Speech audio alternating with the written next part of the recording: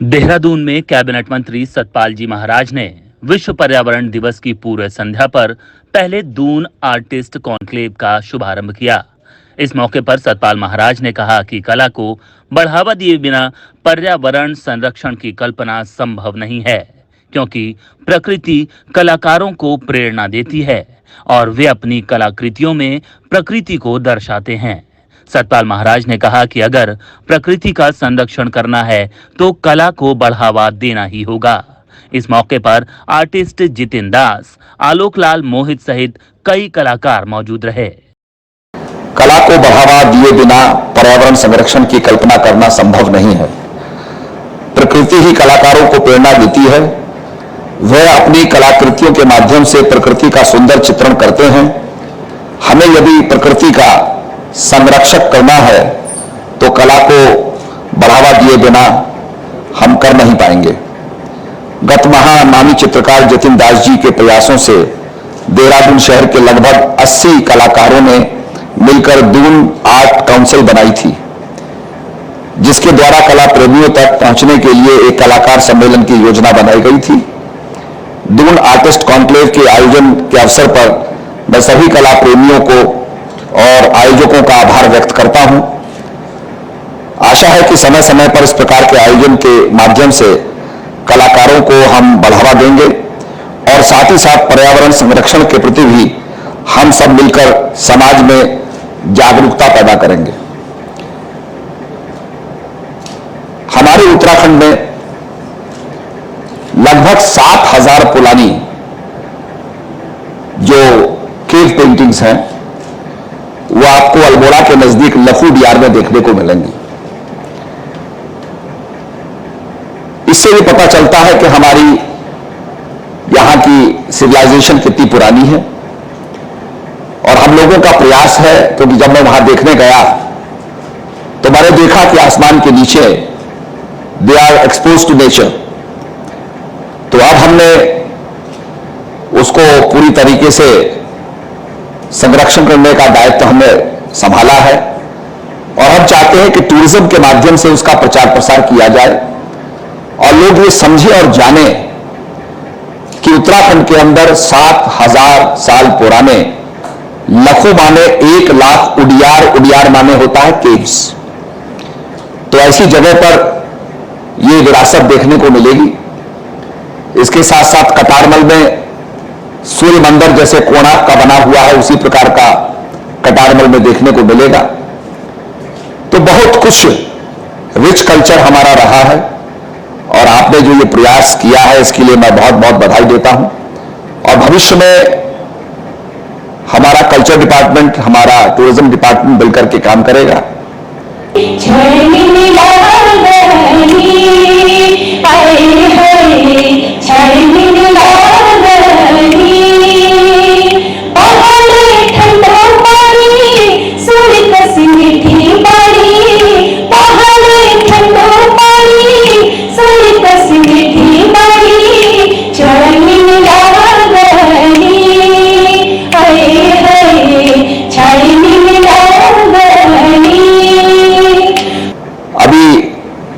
Upreti sisters ने बहुत सुंदर गायन किया।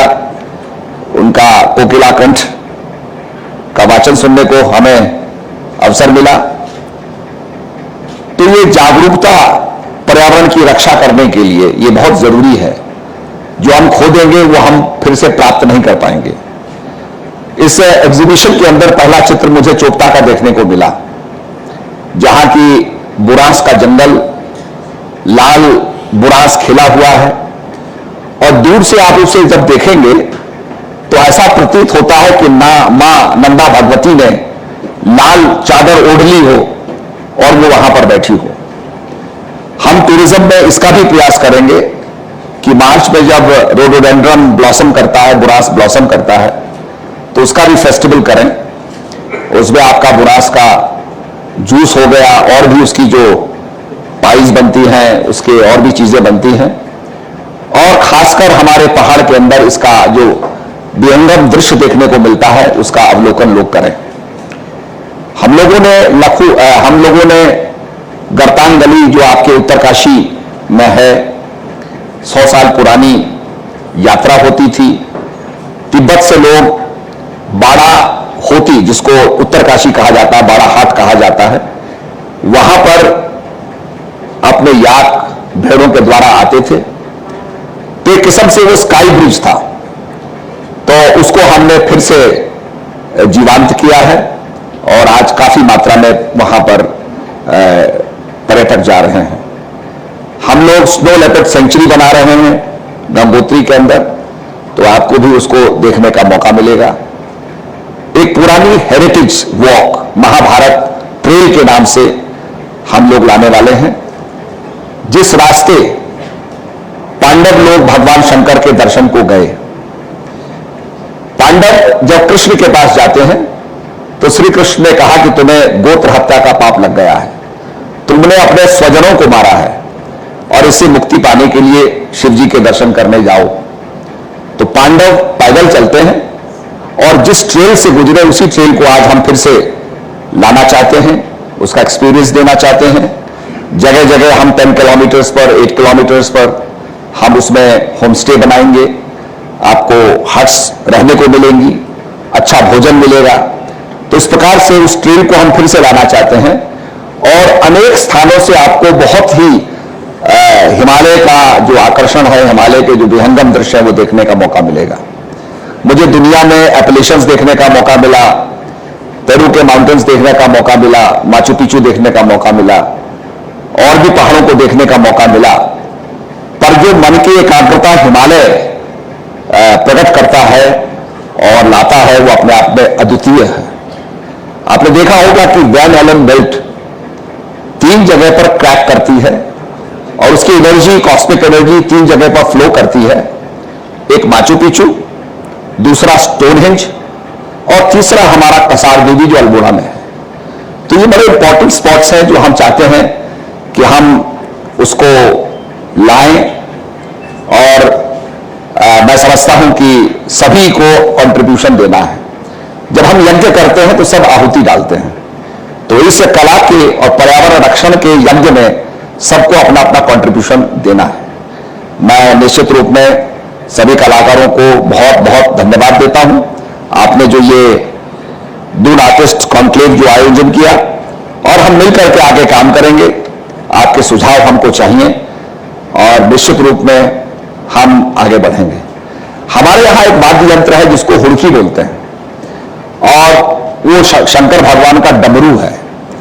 तो इसी प्रकार से हमारे यहां जो देवी देवताओं को नचाने की परंपरा है उसको भी टूरिज्म में हम लाने वाले हैं और उसको सुपरनैचुरल और मिस्टिकल टूरिज्म के नाम से हम अंकित करेंगे ताकि दुनिया के लोग हमारे टूरिज्म को देखें। एक दफा मेरे पास जापानीज टूर ऑपरेटर्स आए, उन्होंने पूछा कि आपके अंदर क्या स्पेशलिटी है। तो मैंने कहा कि हमारे जोशीमठ में तिमुंडा का एक मेला लगता है। आदिगुरु शंकराचार्य को जब हूण लोग मारने लग गए, पत्थर फेंकते थे, तो बड़े दुखित हो गए और भगवती से प्रार्थना की कि हे भगवती मेरी रक्षा करो। और भगवती ने एक आत्मा भेजी तिमुंडे की। तो एक साधारण व्यक्ति पर वो आत्मा प्रवेश करती है और वो बड़ा बलशाली हो जाता है। 8-10 आदमी उसको संभालते हैं और फिर वो भोजन मांगता है। तो बद्रीनाथ के पट खुलने के बाद, पहले और खुलने के बाद ये मेला लगता है, तिमुंडा का मेला लगता है। आप अगर इंटरनेट पे जाएंगे और तिमुंडा टाइप करेंगे तो आपको पूरा वो दिखाई देगा। ये व्यक्ति 4 घड़े पानी पीता है, 12 गुड़ की भेली खाता है, 4 बोरी चावल खाता है, एक बकरे की बलि दी जाती है, वो पूरा एक कच्चा बकरा खाता है। उसके बाद वो और भोजन मांगता है तो उससे प्रार्थना करते हैं कि आप शांत हो जाओ, अब हमारे पास ज्यादा कुछ नहीं है। तब वो शांत होकर उसकी आत्मा चली जाती है। तो ये स्पिरिचुअल एक्सपीरियंस जो है ये हम जनता के आगे रखना चाहते हैं, इसको भी टूरिज्म में लाना चाहते हैं और आगे भविष्य में मैं समझता हूं कि हम बहुत अच्छे आयोजन करेंगे। आपका सबका सहयोग अपेक्षित है। इन्हीं शब्दों के साथ, हो गई है पीर पर्वत सी पिघलनी चाहिए, इस कॉन्क्लेव से कोई गंगा निकलनी चाहिए। मेरे सीने में ना सही तो तेरे सीने में ही सही, कहीं भी आग लेकिन आग जलनी चाहिए। सिर्फ हंगामा करना मेरा मकसद नहीं, मेरी ये कोशिश है, ये सूरत बदलनी चाहिए। आइए हम सब मिलकर सूरत बदलें, पर्यावरण की रक्षा करें, कलाकारों को प्रोत्साहित करें। धन्यवाद। जय भारत, जय Uttarakhand. Bureau report MI news.